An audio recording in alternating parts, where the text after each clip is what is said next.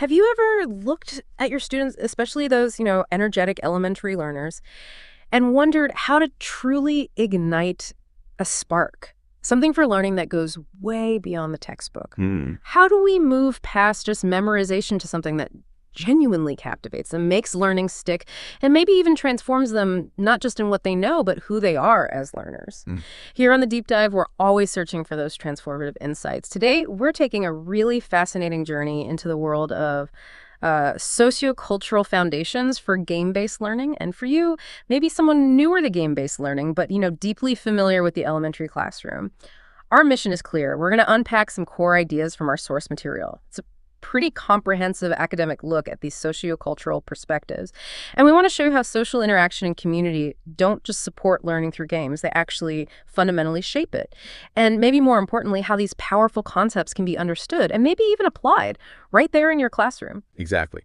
And I think the most fascinating takeaway here really is that this isn't just about putting a tablet in a child's hand and saying, okay, play this game to learn. It's really about understanding how games, especially when they're played within a community, create these incredibly unique and powerful environments for learning. These environments are deeply rooted in how humans naturally interact, how we share, how we grow within social groups and cultures. Yeah. The core premise, championed by thinkers like Vygotsky, really reveals that learning isn't just an individual mental thing happening inside a child's head. No, it's profoundly social. It's cultural. It happens between people first. And this perspective, well, it offers a radically different and I think much more holistic way to think about learning, which is particularly vital, for those developmental stages we see in elementary school. That immediately shifts my perspective. Okay, so if learning isn't just internal, what does this sociocultural perspective truly mean, for how we teach and how kids learn? Let's try and unpack Vygotsky's core idea. He proposed that every function in a child's cultural development happens twice. That's right. Twice. First, on a social level, so between people. That's what he called intrapsychological. And then later, it appears inside the child on an individual level. That's the intrapsychological. So basically, things like complex problem solving or critical thinking or even just getting a new concept, they don't just pop into existence in a kid's mind. They actually start as relationships, as interactions with others. Exactly. It's like... It's like learning to ride a bike, right? You don't just know it internally. At first, someone helps you, maybe an older sibling, a parent. They hold the seat, give you pushes, talk you through it. That's the interpsychological part, the learning between you. You're interacting constantly, getting feedback, adjusting together. It's messy, right? Yeah, very hands-on. Then slowly, you internalize those movements, that feeling of balance, those instructions, until, you can ride completely on your own. That's the intrapsychological stage. The knowledge is now within you. But what's crucial, absolutely crucial, is that the social interaction wasn't just helpful, it was the origin of the skill. That's such a perfect, tangible analogy for something that sounds so academic. I get that completely. Now, building on this, our source also brings up Brunner's concept, the idea that culture isn't static. Right. It's alive. It's constantly being recreated, interpreted, renegotiated by its members, which means learning isn't just absorbing information like a sponge. It's an ongoing process of what they call enculturation. Becoming part of the culture. Exactly. And I can immediately picture this in my head.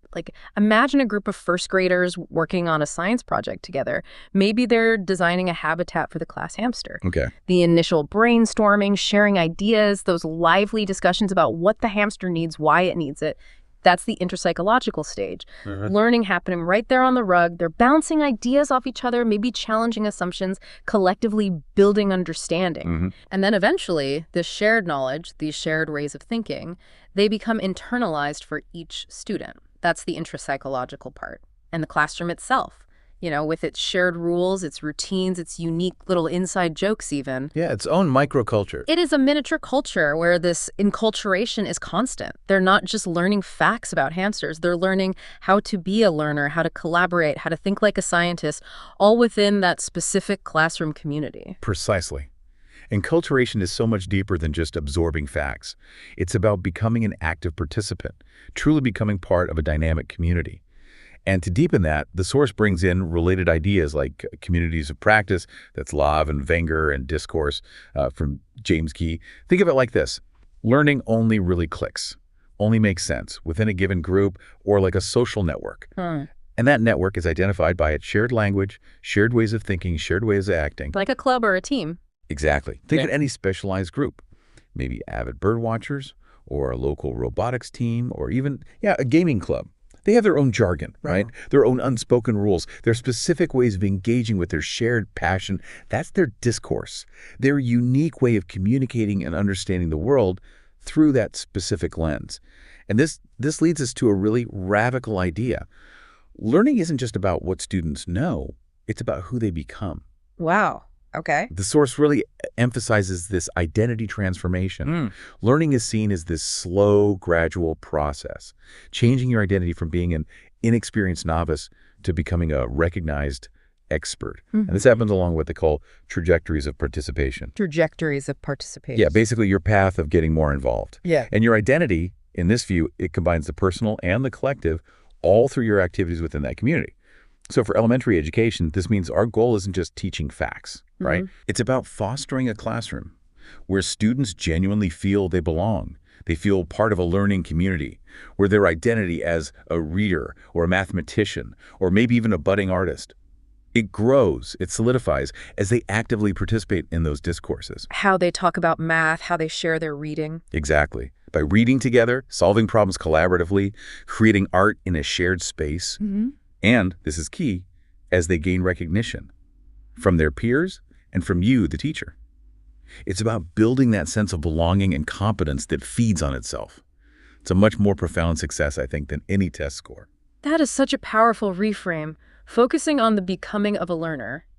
Okay, so if that's the big picture of sociocultural learning, how does this play out specifically with games? Because the source says it's not just about the game software itself. No, not at all. It's about understanding the whole game world, or what they call the metagame. This means looking beyond the screen, beyond the code, focusing on that whole rich tapestry of activities that gamers do around the game. Yeah, the ecosystem, the community, the discussions, the fan sites, the strategy guides, all of it. It's fascinating because these communities, they don't just pop up out of nowhere. No, they grow from existing interests. People are drawing in because they're already genuinely interested in the game's theme, maybe the mechanics or the social side of it. And this authentic interest, that's the engine. It drives them towards the community.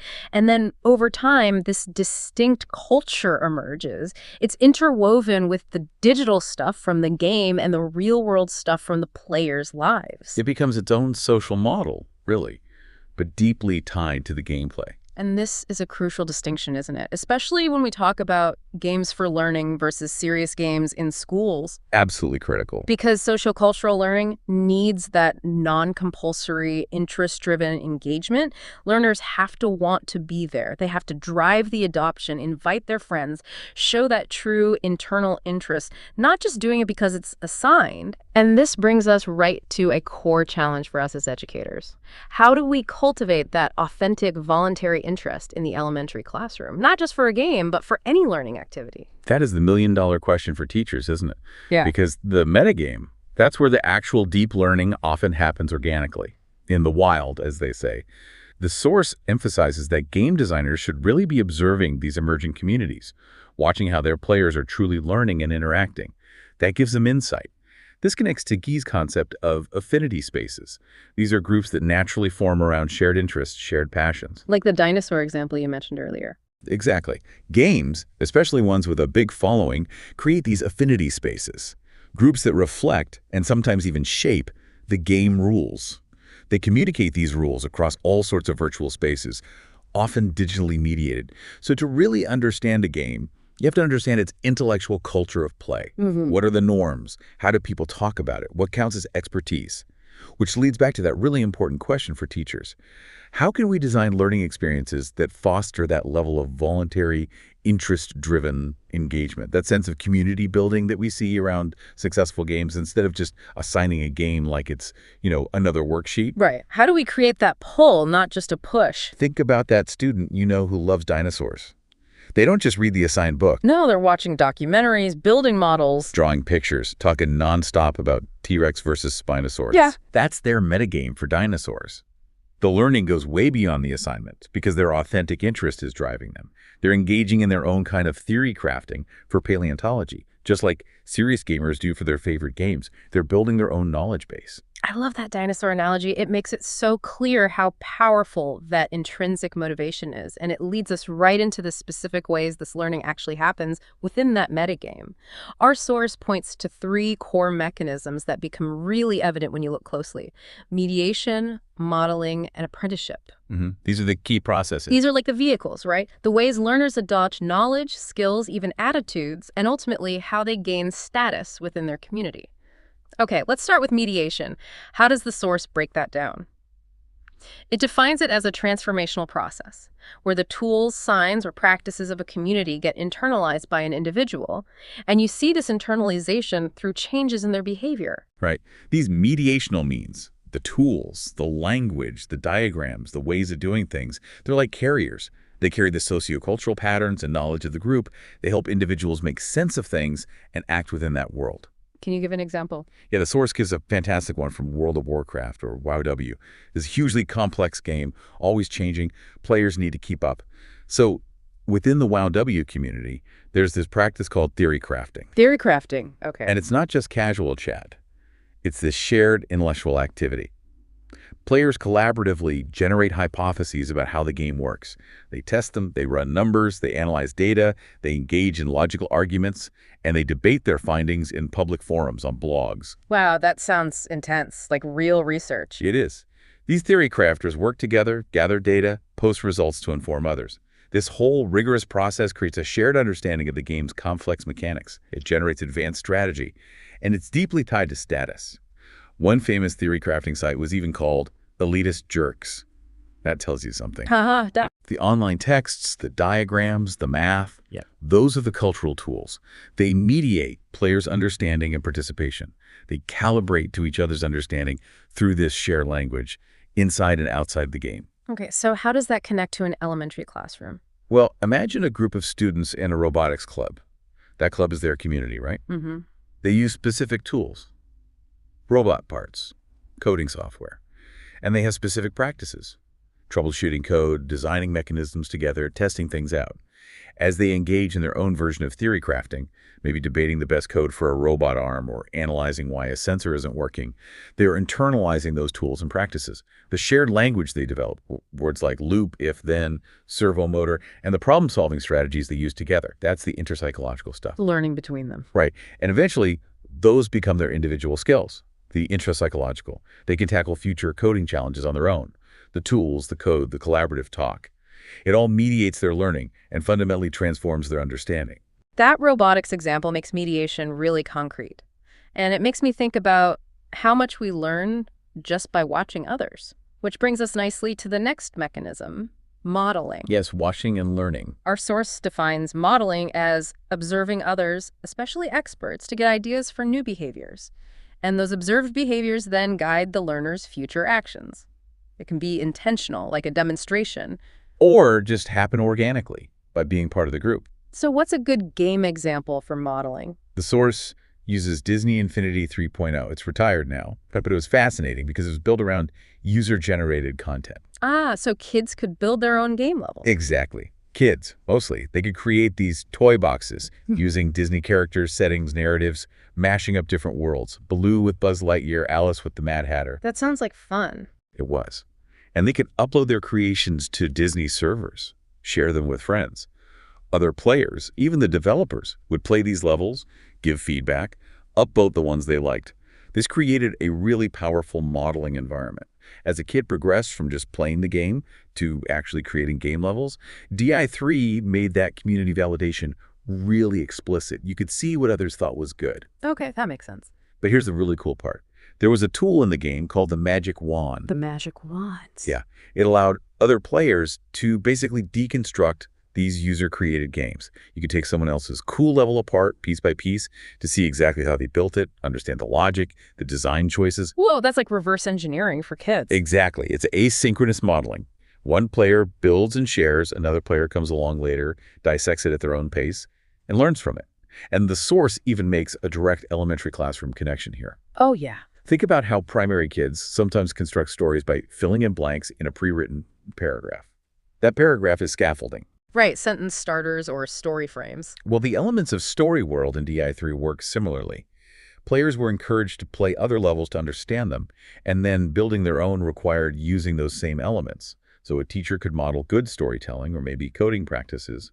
Then students could deconstruct examples maybe their peers' work or templates the teacher provides to understand the structure, just like the magic wand. That empowers them to learn by seeing, taking apart, and then recreating. I love that. It really does. Okay, that's modeling. Now, the third mechanism, apprenticeship. How does that fit in? The source defines it as a joint scaffolded activity between an expert and a novice, where the novice's skills develop with explicit support from the expert moving towards mastery. It involves observation, scaffolding, and practice that becomes more independent over time. Right, and the source illustrates this beautifully with examples from big online games like Lineage 2 and World of Warcraft. In these MMORPGs, players, especially if they're in guilds like in-game teams or communities, are actually incentivized to help each other get better at the game. Why is that? Well, the games rely on having a strong player base, strong teams. So it's beneficial for everyone if the newer players improve. As a result, apprenticeship just sort of spontaneously arose as a key community learning practice. New players have to learn the game's goals and how to achieve them from more experienced players they interact with. That's how they move from being on the sidelines to being a fully contributing member of their guild. So it's learning by doing, with help. Exactly. And what's really compelling is that studies analyzing the in-game chat and players' actions show these apprenticeships look a lot like traditional face-to-face ones. You see joint activity, you see situated feedback like right in the middle of the action, just-in-time information, expert modeling, scaffolding, the expert directing the novice's attention. It's all there. Wow. So these complex social learning structures just emerge naturally in these game worlds. They do. So what this all means for us is that these three mechanisms, mediation, modeling, apprenticeship, they aren't just theories. They are real, tangible vehicles. Learners use them to adopt knowledge, skills, attitudes, and through that, they gain status in the community. And the source highlights that they're particularly rich concepts for studying learning through games because they happen so organically and visibly. Okay, let's connect apprenticeship back to the elementary classroom. Easy one. Think about a classroom reading buddy system. Many schools use these. Yeah, older kids paired with younger kids. Right. The older student is the expert, the younger one is the novice. Yeah. The expert models fluent reading. They give situated feedback when the younger one stumbles on a word. They offer just-in-time support, maybe pointing out context clues. They direct the novice's attention. This whole scaffolded interaction, this joint activity, it helps the younger student build reading skills and confidence. It moves them along their own trajectory towards becoming a better reader. It is a classic apprenticeship happening right there in school. Exactly. Fostering learning and identity development. That's such a clear connection. It really shows how these powerful concepts are often already present, maybe just under the surface.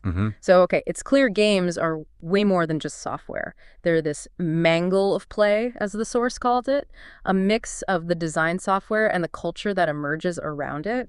A dynamic mix. And the source emphasizes that designers, consciously or not, embed their own values and beliefs into the game, into the rules, the images, the inputs, even the way money works in the game. Yeah, design is never neutral. But beyond that initial design, the actual gameplay is crucially shaped by the cultural norms and the fandom, that whole metagame that emerges over time. Multiplayer games are obvious examples, with all the team dynamics. But it holds true for any game with a real following, even single-player ones sometimes. These games create affinity groups that reflect and even shape the game's rules, communicating them across different spaces. So how do games give us such a unique, almost transparent way to study learning from this sociocultural perspective? Why are they such good windows into this? Well, methodologically speaking, they offer a remarkably transparent medium. We can really examine and understand that two-way street between the individual and society, which is core sociocultural stuff. First, games are systems, right, at their heart. And the source notes they are especially good at communicating relationships. Digital games are immediately about that direct link between what a player does and what happens, the consequence. Press A, jump, make a choice, story changes. Exactly. That immediate feedback loop is incredibly powerful for learning. You see the results right away. Second, games provide what the source calls a representational trace, like a digital footprint of both individual and collective activity. Okay, like game logs or forum posts. Precisely.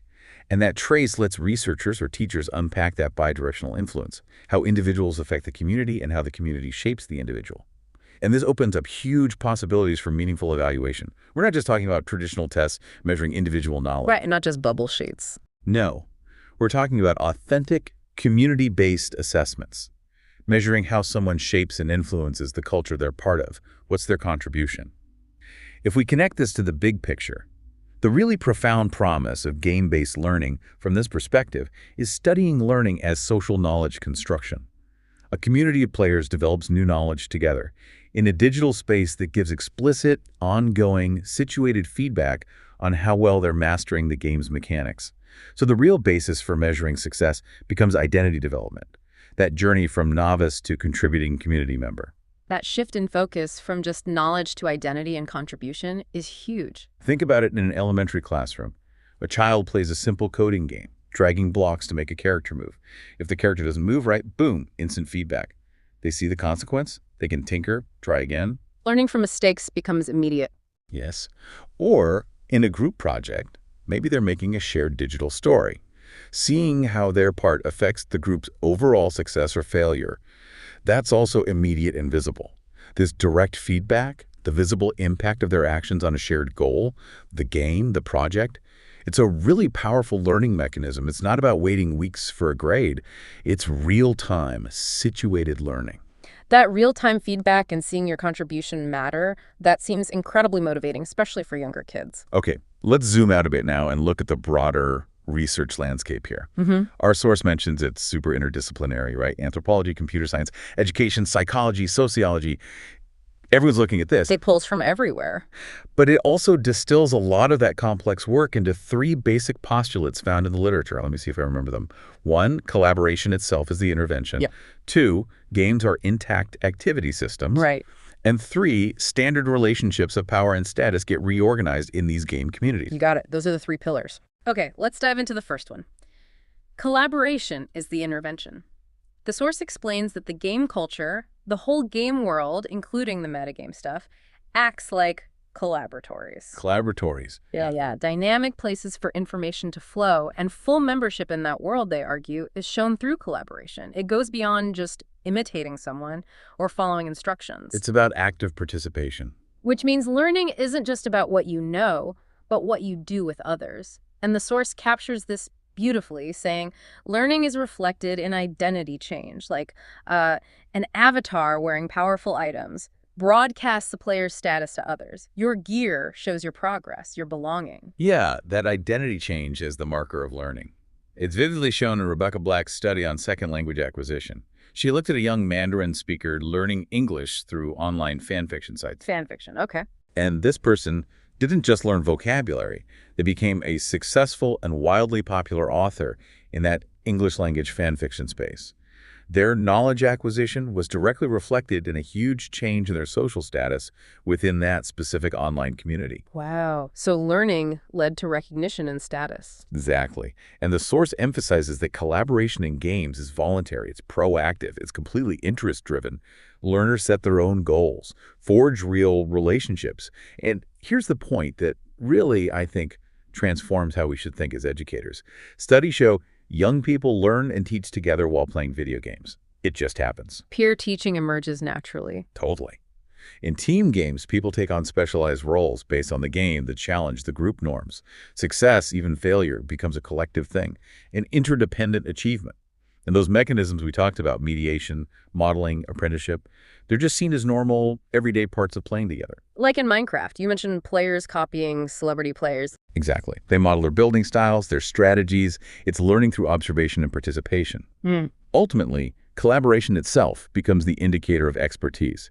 You can spot the masters, not just by their solo skills, but by their active, valued contributions to the group. Okay, can we connect this to a specific elementary example? That collaboration is the intervention. Yeah, the source gives a great one, actually. From The Sims 2, there was this case of a retired computer instructor. She became a recognized master within the Sims 2 community by creating a purple potty for her grandchild to use in the game. A purple potty, haha. It sounds whimsical, right? But it was a self-driven project. It grew from her simple desire to connect and collaborate with her family in the game. And creating that custom object demonstrated her technical expertise and her contribution to the game world, making something others could potentially use. Ah, so the act of creating and sharing was the demonstration of learning and expertise. Precisely. And that directly relates to how a child's contribution to a classroom game or project, maybe designing that unique prop for the play or creating an amazing background for a digital story, that contribution signals their expertise and their engagement. It shows that their collaboration, what they produce for the group, is the learning intervention, the shared goal, the shared creation. That's the measure of their growing mastery and belonging. That's such a lovely and concrete example.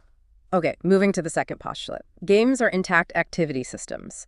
The source says games function as a vehicle for learning across both virtual and real-world contexts, with a constant focus on social interaction and language. Bridging worlds. What's striking here is how different it is from traditional classrooms. Learning in games is active, it's hands-on, often learner-initiated, and failure. Failure is common, it's expected, not penalized like in school often. Right, it's part of the process. Try, fail, learn, try again. And players often get support, even empathy, from others in the community when they struggle. Plus, those affinity spaces provide places to share creative work and get immediate feedback. Yeah, this postulate really emphasizes the blending of digital and physical stuff. Humans, hardware, software. It's all one holistic system, part of that mangle of play. The aesthetic experience of a game isn't just the pixels on the screen. It includes the people, the places you play, the ways you interact, the texts that grow around it, like wikis, forums, videos. The whole ecosystem again. Exactly. The game is the platform, the context for all that communication and activity. For example, that study of YW forums found 86% of the discussions were social knowledge construction, not just idle chat. Building knowledge together. Yeah, and often involving deep systems-based reasoning, Yeah. figuring out how all the complex parts of the game work together. And they engaged in an evaluative epistemology, meaning they treated knowledge as something constantly tested, argued about, refined based on evidence, not just fixed facts to memorize. And this is all voluntary. Totally non-compulsory. Players do it because they want to get better, want to understand, want to contribute. The source also describes games functioning like third places, those spots separate from home and work or school. Like a coffee shop or community center. Kind of democratic locations where anyone interested can learn the social norms, feel like they belong, become regulars. The Purple Potty creator fits here too, becoming a recognized master in that SINS community. Okay, so what's the practical takeaway here for teachers, for designing learning games? The process should be community-centered. Align the game's goals with what the community, in this case your classroom, values learning. Success metrics. They should be community-defined, at least partially. What does success look like for this group? And the feedback, the assessment, should look at interactions across the game, any related texts or artifacts, and the community itself. Triangulate it. How might that look in an elementary classroom? Well, instead of a rigid curriculum with one right answer, imagine a class where kids are encouraged to experiment. Try different ways to solve a problem, knowing that failure is just a step. It's okay. It's how you learn, just like in a game. Less pressure, more exploration. Exactly. Teachers can foster this with project-based learning. Students actively design, build, share their work. Maybe a virtual world, a digital museum. Maybe they design their own simple game. And in that environment, peer feedback becomes really valuable, just as important as the teacher's evaluation. The game of learning becomes this shared, evolving system. That shift from fearing failure to embracing it, that feels really important. Which leads us to the third postulate. Standard relationships of power and status are reorganized. This one's really interesting. The source says, within these game communities, the community itself decides what counts. What are appropriate goals? What makes someone an expert?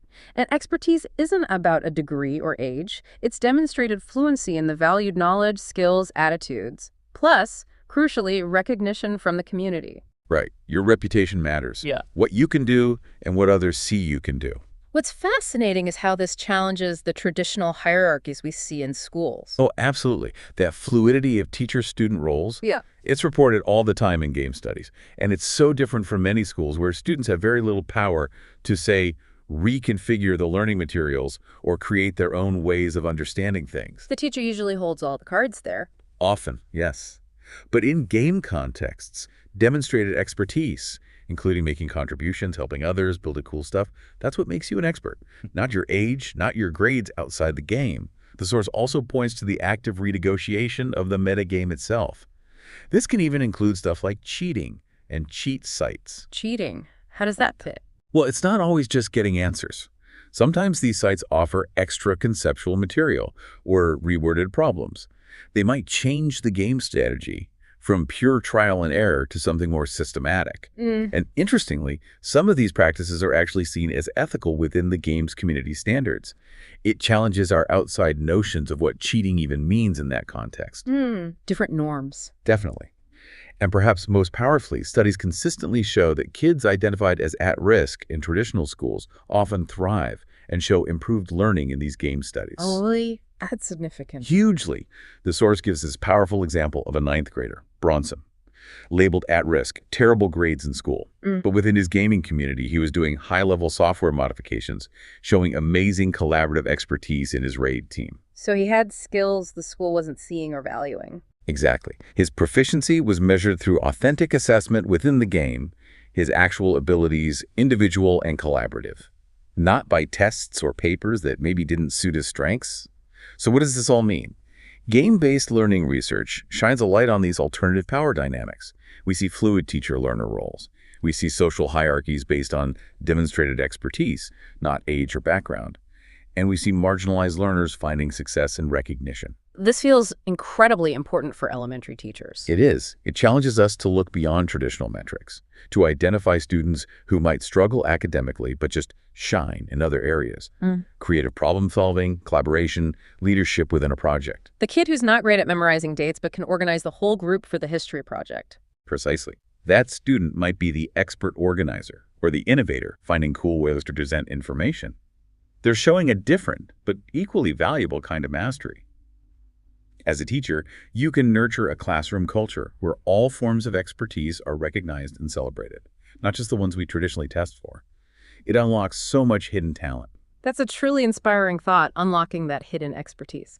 Okay, so given all these insights into how learning happens in game communities, what makes a successful game from this sociocultural viewpoint, it's clearly more than just getting a high score. Much more. The source emphasizes this core idea. Successful learning outcomes are about identity change, driven by learner interest happening through social interaction and resulting in a tangible contribution back to the community. That contribution piece is key. So this leads to 3 key metrics or signs of successful learning game design. 1, creating a shared cultural space for meaningful and transformative player collaborations across the game and its community artifacts, where players are authors of meaning, not just consumers. He's not just players. Yeah. Let's unpack that first one. Shared cultural space for transformational play. Successful games serve as these shared cultural spaces. They can be virtual, physical, or a mix. And the data from gameplay, like your inventory, your chat logs, and from the forums comments, upvotes it all publicly signals your position in the community. It provides these explicit ways for identity transformation to happen and be seen. That public signaling is crucial. It is. And Bareb and colleagues talk about transformational play.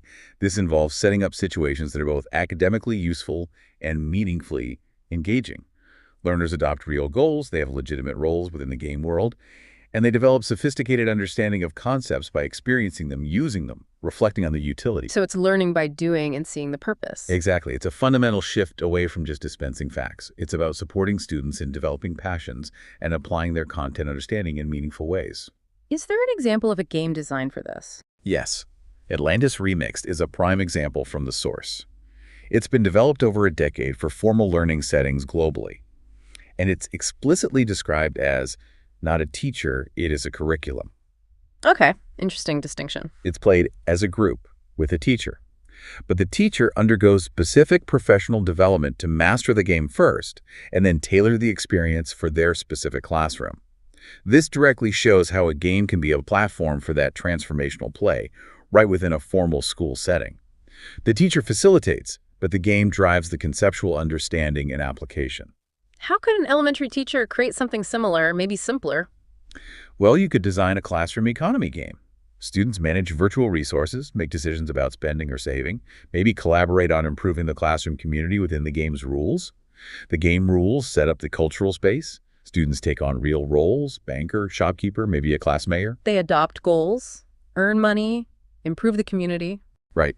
And they learn economic concepts by applying them in this meaningful, evolving context. Yeah. And their success, it's not just on a quiz about supply and demand. It's visible in their contributions to the classroom community, how well they manage their funds, how they collaborate on a project within the game. That's the authentic assessment. That's a fantastic practical application. Right. Okay, second metric. A successful game generates other artifacts and creations. It's not a closed box. It sparks stuff outside the game itself.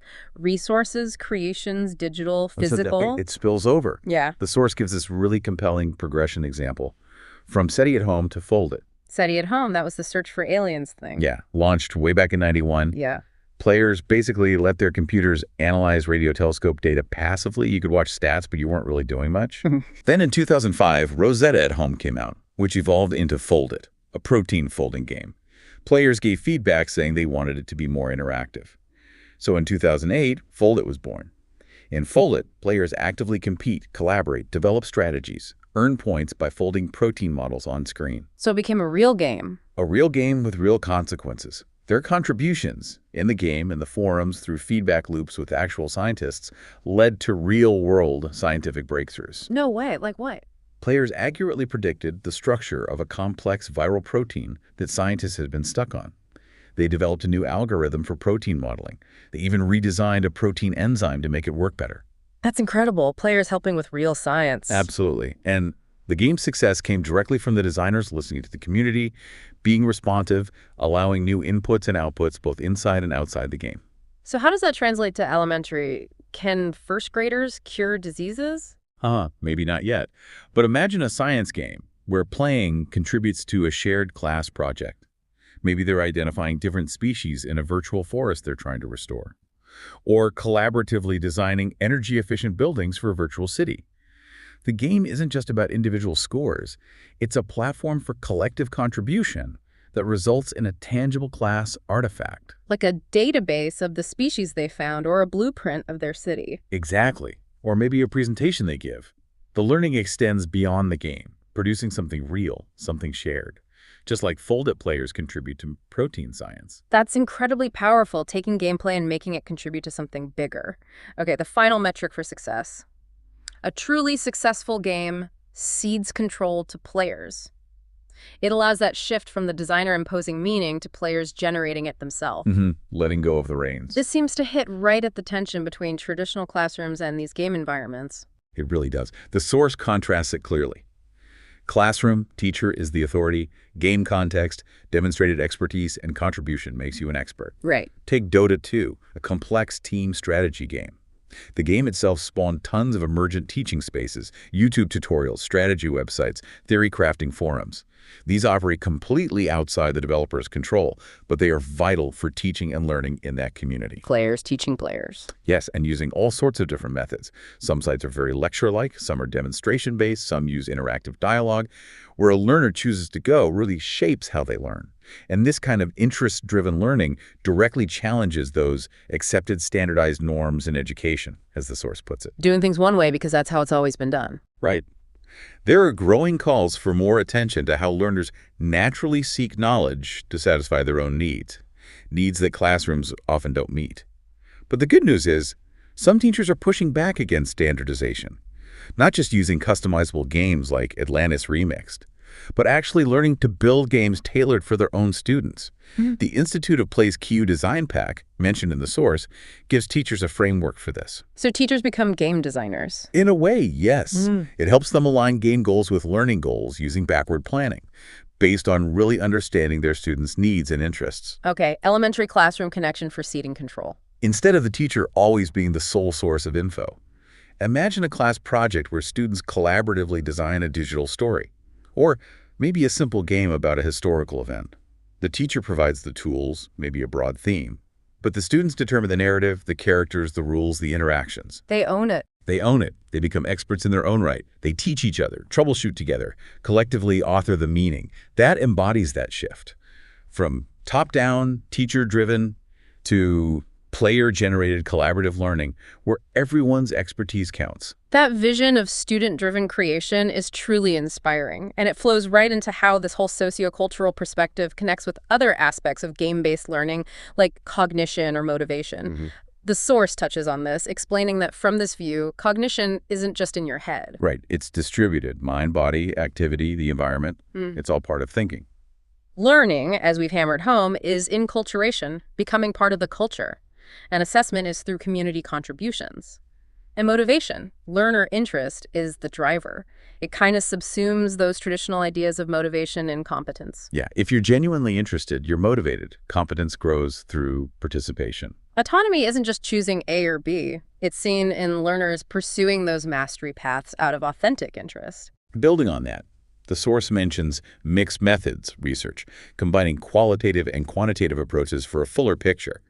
But then it proposes something potentially newer, sociocultural awareness, as maybe a fourth wave of research. A fourth wave? What does that mean? It means placing communities as truly equal partners in creating knowledge, valuing their input, their agency right from the start. This aligns with action research principles, where goals and success metrics are co-defined with the community, making the research genuinely useful and sustainable for them. So research with the community, not just on the community. Exactly. It's resource-intensive, ethically complex, but it's increasingly framing how game-based research should be done. We think a really powerful example of this in the Ottcraft community. Yeah. It's a modified version of Minecraft, created specifically for children with autism and their allies. The community highly values social interaction, and the game itself is designed to support pro-social behaviors. The researchers, like Catherine Ringland, actively engaged with the community. They were transparent about their purpose in-world, maintained open communication. That seems incredibly respectful. It is, and their data collection was comprehensive. Interviews, observations, forum discussions, chat logs, digital artifacts created in the game, and learning outcomes, not measured by tests.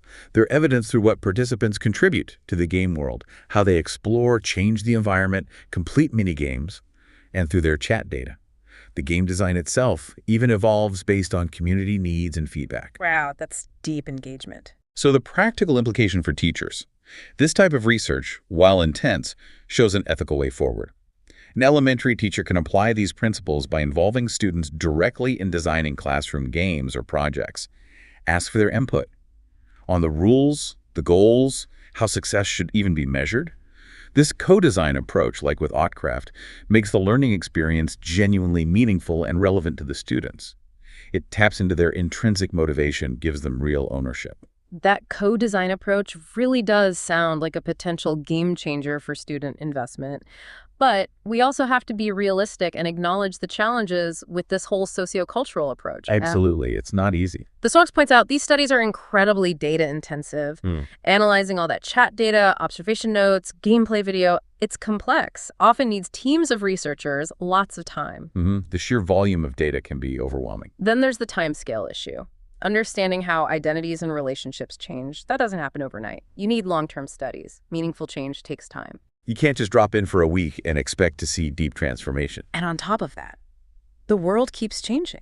Technology evolves so fast, that must pose a challenge too. A huge one. The source highlights how social media platforms, Facebook, Twitter, YouTube, Tumblr, now TikTok, Discord, they're intrinsically linked to these affinity spaces now. As new tools pop up and get popular, these spaces and how people learn within them, they constantly shift. Size, scope, practices. It's a moving target. Keeping up must be difficult. It is. And this brings us to a crucial, maybe uncomfortable point. The political nature of teaching in game design. Political? How so? Well, think about it. When you design a lesson, or a curriculum, or a learning game, you're making choices. Choices about what knowledge is important, what skills are valued, what behaviors are encouraged, who gets access to the tools. Okay, I see. Those choices reflect certain values. Exactly. It's inherently a political act, especially when digital games require resources, computers, reliable internet access. We have to confront those questions of equity and values up front. Access is a big one. Definitely. The source mentions studies where researchers actually provide the hardware, software, internet access to participants. Or another study where university students started requesting access to computer labs just so they could tutor other students for free to get more people playing a game called Press Play. Wow, so the desire to build the community drove them to find resources. Yes, and it highlights how teachers can spontaneously emerge from within a community of students, peer teaching, organically. So how do we measure those kinds of unique learning outcomes? Quantitatively, qualitatively. It's complex. These are the questions researchers are grappling with. Ultimately, designing a game for learning, from this perspective, needs rigorous thought about its sociocultural impact on the target community. Recognizing how intertwined human relationships, resources, access, and learning really are. So for teachers, It means being adaptable, open to new tech, sure, but also being acutely aware of those potential access gaps among your students. When you bring in a digital game, think beyond just the learning objectives. How do you ensure everyone can participate meaningfully? And crucially, how do you foster that classroom culture where kids can organically take on roles as peer teachers and learners, just like they do in online gaming communities? It's about creating an environment where every student has the chance to become an expert in their own way and to contribute. wow, what a journey we've been on today. We've really explored how game-based learning, when you look at it through the sociocultural lens, it's about so much more than just what's happening on the screen. It's the whole picture. It's about dynamic communities. It's about the transformation of identity, the incredible power of collaboration, and those often invisible but really powerful ways we learn from each other through mediation, modeling, apprenticeship. The human element. Yeah. We've seen that at its core, learning is enculturation, becoming part of a culture. And games, with their emergent metagames, their vibrant communities, they're just incredibly rich environments for this to happen. So for you, listening, especially if you're an elementary educator, this offers, I think, a really compelling framework. A way to think about your classroom not just as a place for instruction, but as a vibrant, evolving community of practice, a place where students can truly flourish. Absolutely. And Yeah. as you step back into your classroom, maybe mull over this final thought, something provocative to consider. How might you intentionally design learning experiences that empower your students to become experts in their own right, where their authentic interests are what genuinely drive their learning, and where their unique contributions to the classroom community become the truest measure of their growth? How can you, maybe like a really successful, responsive game designer, truly seed control sometimes, and just watch the amazing, often unexpected learning that emerges when kids collaborate and create together?